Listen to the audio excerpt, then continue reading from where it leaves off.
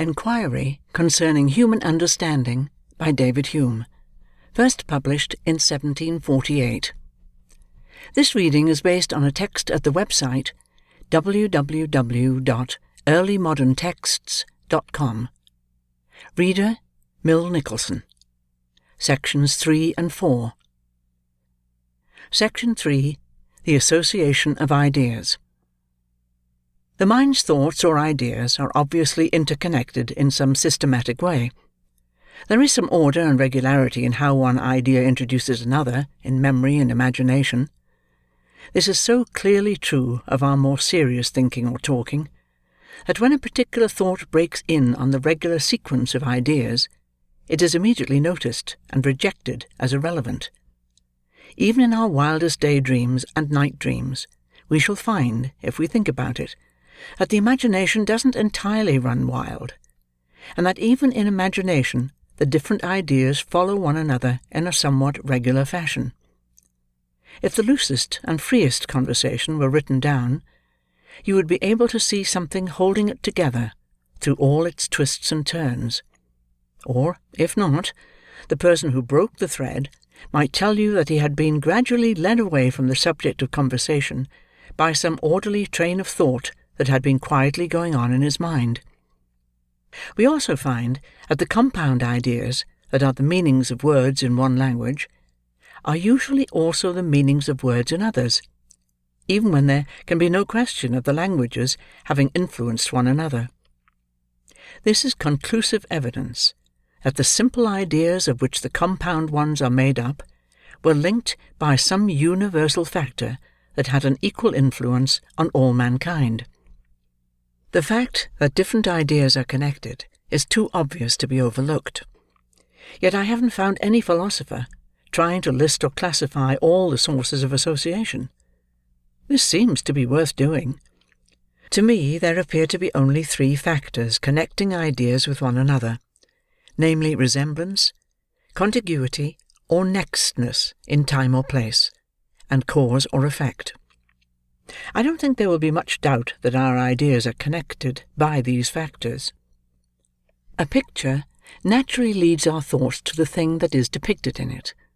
The mention of one room naturally introduces remarks or questions about other rooms in the same building.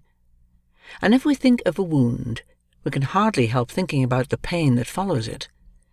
But it will be hard to prove to anyone's satisfaction, the reader's or my own, that these three are the only sources of association among our ideas. All we can do is to consider a large number of instances where ideas are connected, find in each case what connects them, and eventually develop a really general account of this phenomenon. The more cases we look at, and the more care we employ on them, the more assured we can be that our final list of principles of association is complete. Section 4. Skeptical doubts about the operations of the understanding. All the objects of human reason or inquiry fall naturally into two kinds, namely, relations of ideas and matters of fact. The first kind include geometry, algebra, and arithmetic, and indeed every statement that is either intuitively or demonstratively certain. That the square of the hypotenuse is equal to the squares of the other two sides expresses a relation between those figures. That 3 times 5 equals half of 30 expresses a relation between those numbers. Propositions of this kind can be discovered purely by thinking, with no need to attend to anything that actually exists anywhere in the universe. The truths that Euclid demonstrated would still be certain and self-evident, even if there never were a circle or triangle in nature. Matters of fact, which are the second objects of human reason, are not established in the same way, and we cannot have such strong grounds for thinking them true. The contrary of every matter of fact is still possible, because it doesn't imply a contradiction, and is conceived by the mind as easily and clearly as if it conformed perfectly to reality. That the sun will not rise tomorrow is just as intelligible as, and no more contradictory than, the proposition that the sun will rise tomorrow. It would therefore be a waste of time to try to demonstrate its falsehood, if it were demonstratively false, meaning that it could be shown to be false by a rigorously knocked-down argument. It would imply a contradiction, and so could never be clearly conceived by the mind. So it may be worth our time and trouble to try to answer this. What kind of evidence assures us of matters of fact, propositions about what exists and what is the case, that aren't attested by our present senses or the records of our memory? It's a notable fact that neither ancient philosophers nor modern ones have attended much to this important question. So in investigating it, I shall be marching through difficult terrain, with no guides or signposts, and this may help to excuse any errors I commit, or doubts that I raise. Those errors and doubts may even be useful. They may make people curious and eager to learn, and may destroy that ungrounded and unexamined confidence that people have in their opinions, a confidence that is the curse of all reasoning and free inquiry. If we find things wrong with commonly accepted philosophical views, that needn't discourage us, but rather can spur us on to try for something fuller and more satisfactory than has yet been published. All reasonings about matters of fact seem to be based on the relation of cause and effect, which is the only relation that can take us beyond the evidence of our memory and senses. If you ask someone why he believes some matter of fact, which is not now right in front of him, for instance, that his friend is now in France, he will give you a reason, and this reason will be some other fact, such as that he has received a letter from his friend, or that his friend had planned to go to France. Someone who finds a watch or other machine on a desert island will conclude that there have been men on that island. All our reasonings concerning facts are like this. When we reason in this way, we suppose that the present fact is connected with the one that we infer from it. If there were nothing to bind the two facts together, the inference of one from the other would be utterly shaky. Hearing the sounds of someone talking rationally in the dark assures us of the presence of some person. Why? Because such sounds are the effects of the human constitution, and are closely connected with it. All our other reasonings of this sort, when examined in detail, turn out to be based on the relation of cause and effect. The causal chain from the evidence to the matter-of-fact conclusion may be short or long, and it may be that the causal connection between them isn't direct but collateral, as when one sees light and infers heat, not because either causes the other, but because the two are collateral effects of a single cause, namely fire. So if we want to understand the basis of our confidence about matters of fact, we must find out how we come to know about cause and effect. I venture to assert, as true without exception, that knowledge about causes is never acquired through a priori reasoning, and always comes from our experience of finding that particular objects, meaning things or events, are constantly associated with one another. Present an object to a man of any skill and intelligence. If the object is of a kind that is entirely new to him, no amount of studying of its perceptible qualities will enable him to discover any of its causes or effects. Adam, even if his reasoning abilities were perfect from the start, couldn't have inferred from the fluidity and transparency of water that it could drown him, or from the light and warmth of fire that it could burn him. The qualities of an object that appear to the senses never reveal the causes that produced the object, or the effects that it will have. Nor can our reason, unaided by experience, ever draw any conclusion about real existence and matters of fact. The proposition that causes and effects are discoverable not by reason but by experience will be freely granted with regard to objects that we remember having once been altogether unknown to us.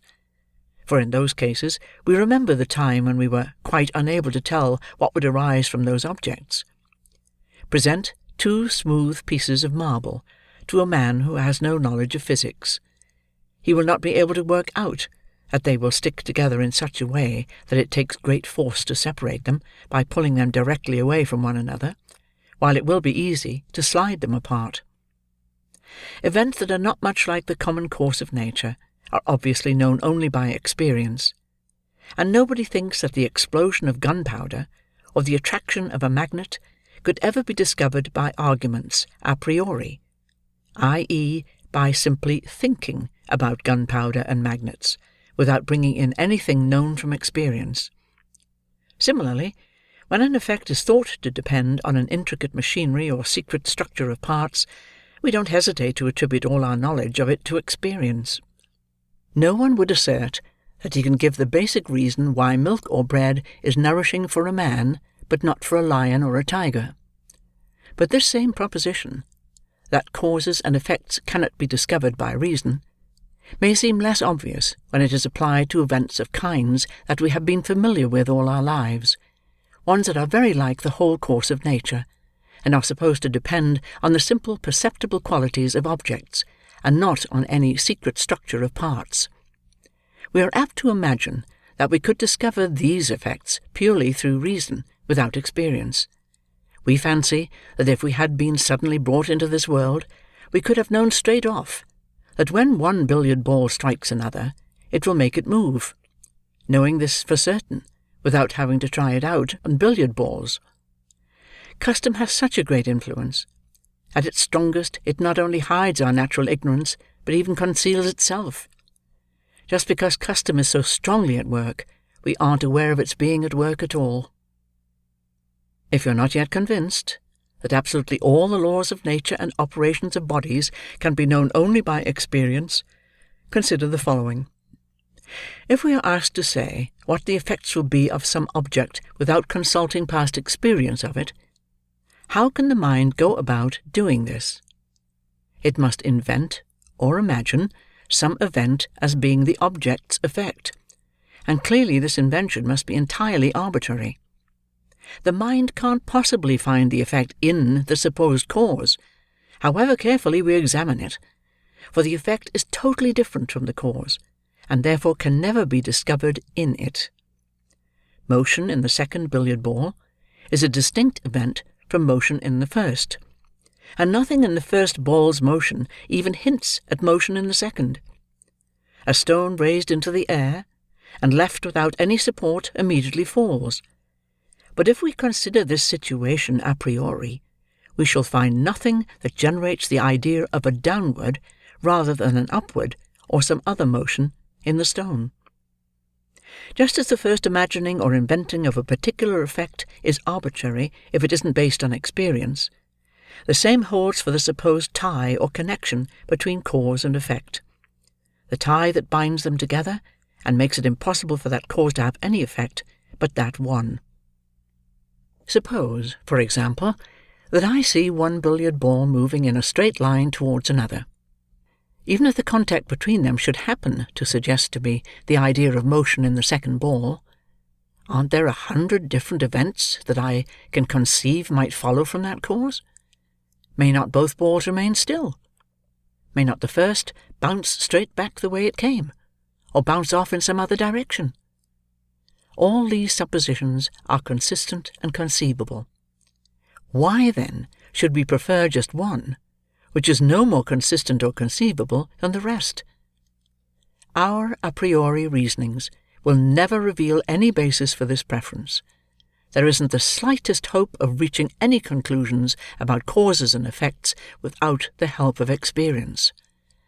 That's why no reasonable scientist has ever claimed to know the ultimate cause of any natural process, or to show clearly and in detail what goes into the causing of any single effect in the universe. It is agreed that the most human reason can achieve is to make the principles that govern natural phenomena simpler, bringing many particular effects together under a few general causes by reasoning from analogy, experience, and observation. But if we try to discover the causes of these general causes, we shall be wasting our labour. The ultimate sources and principles are totally hidden from human inquiry. Probably the deepest causes and principles that we shall ever discover in nature are these four: elasticity, gravity, cohesion of parts, what distinguishes a pebble from a pile of dust, and communication of motion by impact, as when one billiard ball hits another. We shall be lucky if by careful work we can explain particular phenomena in terms of these four, or something close to them. The perfect philosophy of the natural kind only staves off our ignorance a little longer, just as, perhaps, the most perfect philosophy of the moral or metaphysical kind serves only to show us more of how ignorant we are. So both kinds of philosophy eventually lead us to a view of human blindness and weakness, a view that confronts us at every turn, despite our attempts to elude or avoid it. Although geometry is rightly famous for the accuracy of its reasoning, when it is brought to the aid of physics, it can't lead us to knowledge of ultimate causes, thereby curing the ignorance I have been discussing. Every part of applied mathematics works on the assumption that nature operates according to certain established laws, and abstract reasonings are used either to assist experience in the discovery of these laws, or to work out how the laws apply in particular cases where exactness of measurement is relevant. Here is an example. It is a law of motion, discovered by experience, that the force of any moving body is proportional to its mass and to its velocity.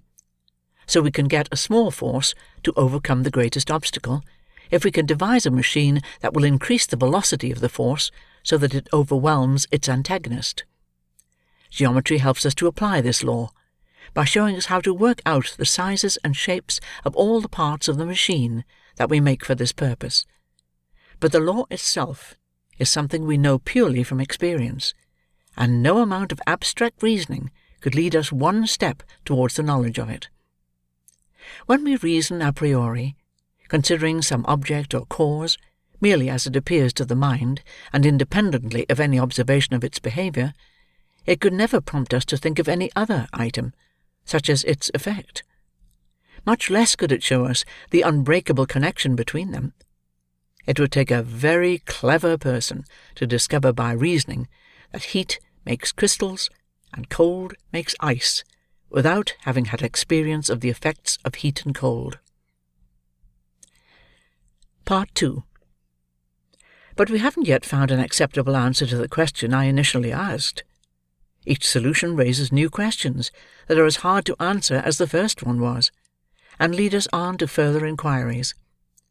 To the question, what is the nature of all our reasonings concerning matter of fact? The proper answer seems to be that they are based on the relation of cause and effect. When it is further asked, what is the foundation of all our reasonings about cause and effect? We can answer in one word: experience. But if we persist with questions and ask, what are inferences from experience based on? This raises a new question that may be harder still. Philosophers, for all their air of superior wisdom, are given a hard time by people who persist with questions, pushing them from every corner into which they retreat, finally bringing them to some dangerous dilemma, a choice between two alternatives that both seem wrong. The best way for us to avoid such an embarrassment is not to claim too much in the first place, and even to find the difficulty for ourselves before it is brought against us as an objection. In this way we can make a kind of merit even of our ignorance. In this section I shall settle for something easy, offering only a negative answer to the question I have raised about the basis for inferences from experience. It is this: even after we have experience of the operations of cause and effect, the conclusions we draw from that experience are not based on reasoning or on any process of the understanding. I shall try to explain and defend this answer. It must be granted that nature has kept us at a distance from all its secrets, and has allowed us to know only a few superficial qualities of objects, concealing from us the underlying powers and energies that give the objects their influence.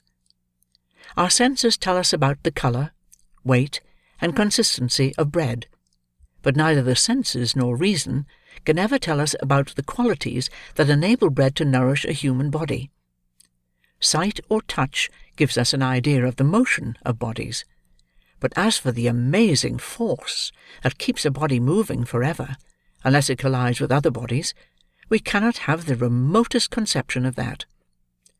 Despite this ignorance of natural powers and forces, however, we always assume that the same sensible qualities, qualities that can be seen or felt or heard, etc., will have the same secret powers, and we expect them to have the same effects that we have found them to have in our past experience.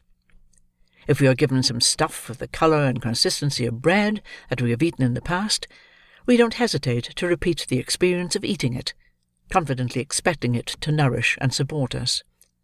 That's what we do every morning at the breakfast table, confidently experimenting with bread-like stuff by eating it.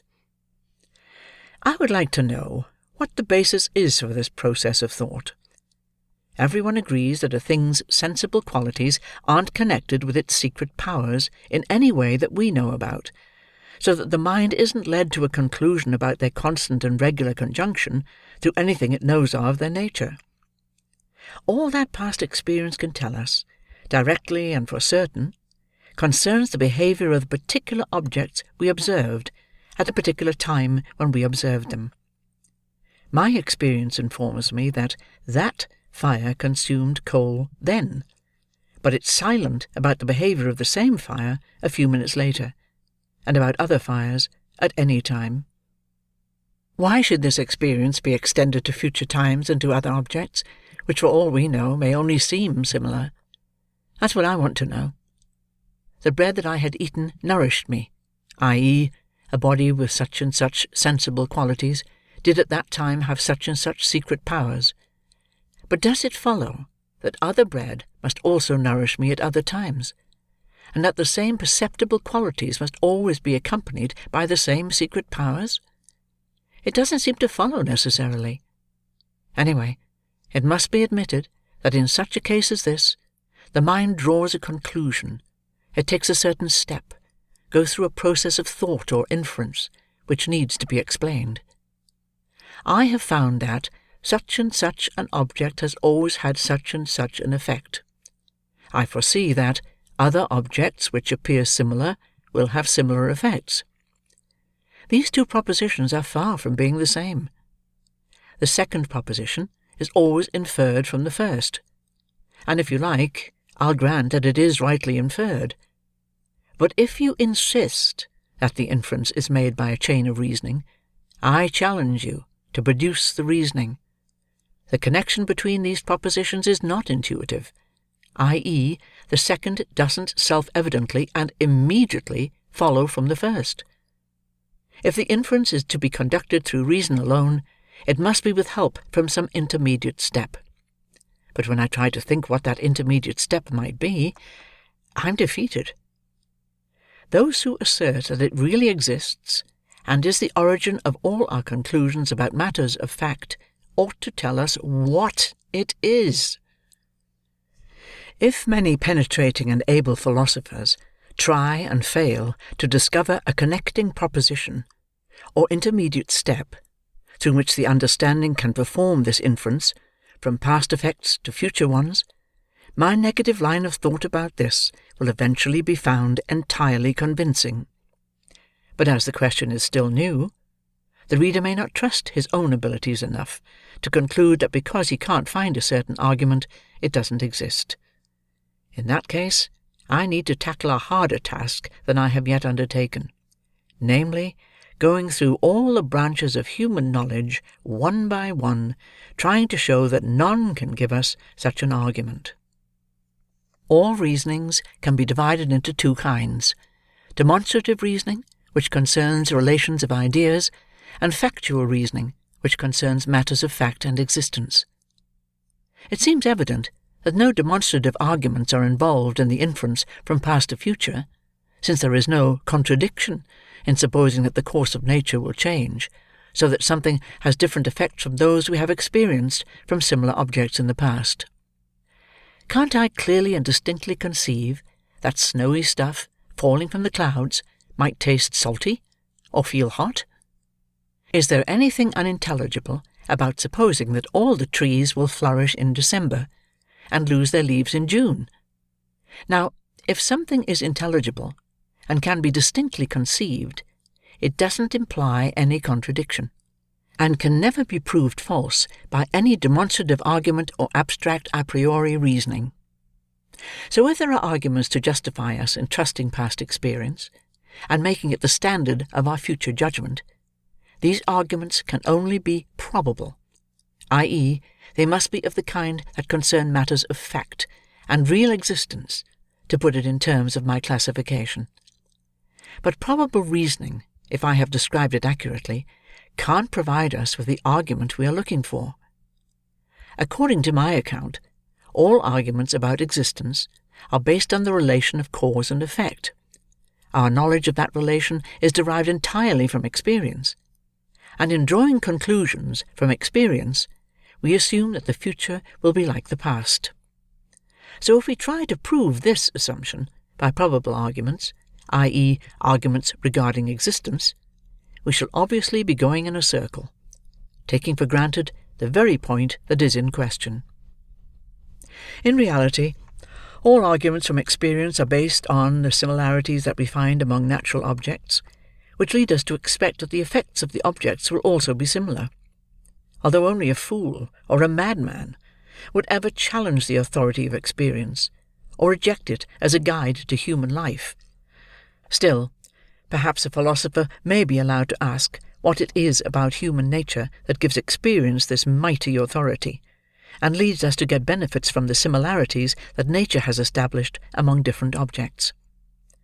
Our inferences from experience all boil down to this: from causes that appear similar, we expect similar effects. If this were based on reason, we could draw the conclusion just as well after a single instance as after a long course of experience. But that isn't, in fact, how things stand. Nothing so similar as eggs, yet no one expects them all to taste the same. When we become sure of what will result from a particular event, it is only because we have experienced many events of that kind, all with the same effects. Now, where is this process of reasoning that infers from one instance a conclusion that was not inferred from 100 previous instances, just like this single one? I ask this for the sake of information, as much as with the intention of raising difficulties. I can't imagine any such reasoning, but I am willing to learn, if anyone can teach me. It may be said that from a number of uniform experiences we infer a connection between the sensible qualities and the secret powers, but this seems to raise the same difficulty in different words. We still have to ask what process of argument this inference is based on. Where is the intermediate step, the interposing ideas, which join propositions that are so different from one another? It is agreed that the colour, consistency, and other sensible qualities of bread don't appear to be inherently connected with the secret powers of nourishment and life support. If they were, we could infer these secret powers from a first encounter with those qualities, without the aid of long previous experience. And this contradicts what all philosophers believe, and contradicts plain matters of fact. Start by thinking of us in our natural state of ignorance, in which we know nothing about the powers and influence of anything. How does experience cure this ignorance? All it does is to show us that certain similar objects had similar effects. It teaches us that those particular objects had such and such powers and forces at those particular times. When a new object, with similar perceptible qualities, is produced, we expect similar powers and forces, and look for a similar effect. We expect, for instance, that stuff with the colour and consistency of bread will nourish us. But this surely is a movement of the mind that needs to be explained.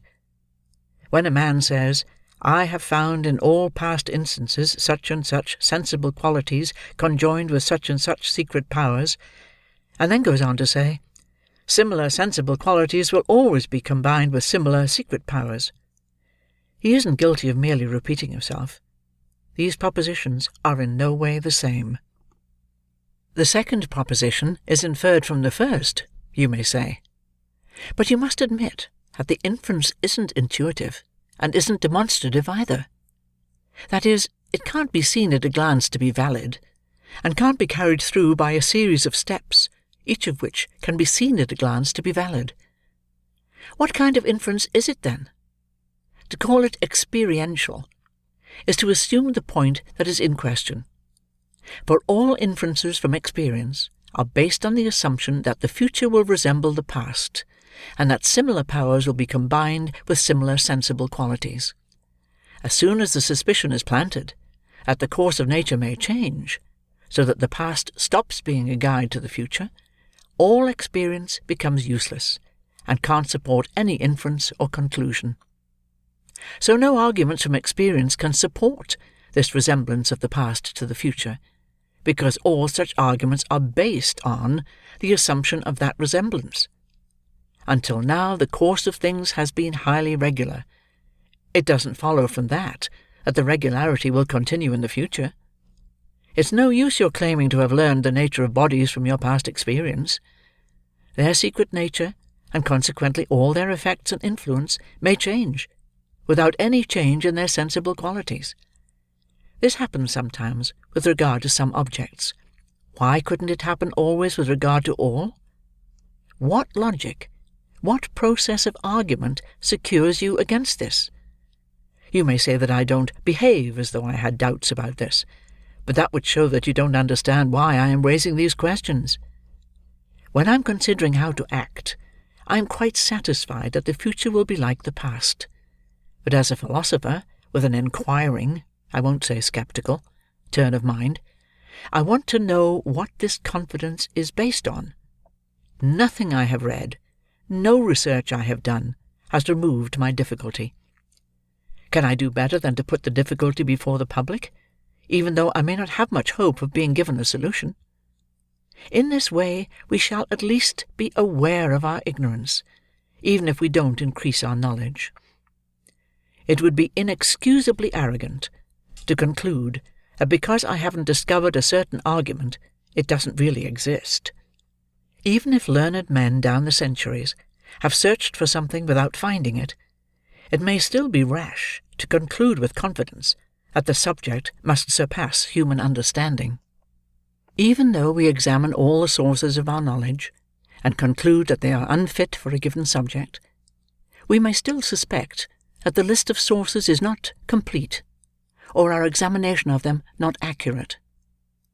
With regard to our present subject, however, there are reasons to think that my conclusion is certainly right, and that I am not arrogant in thinking so.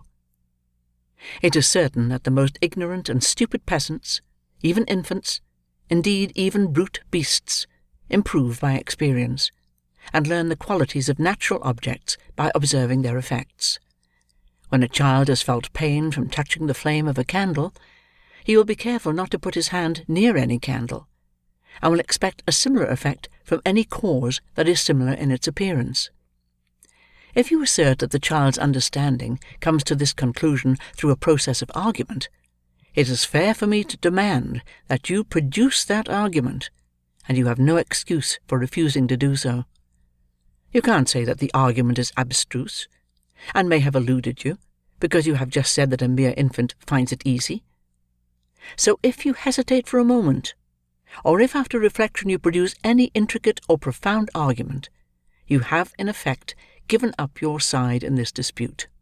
You have as good as admitted that it isn't reasoning that leads us to suppose that the future will resemble the past, and to expect similar effects from apparently similar causes. This is the proposition that I intended to establish in the present section. If I'm right about it, I don't claim it as any great discovery. If I am wrong, then there is an argument from past to future, which was perfectly familiar to me when I was in my cradle. Yet now I can't discover it. What a backward scholar I must be! End of section 4.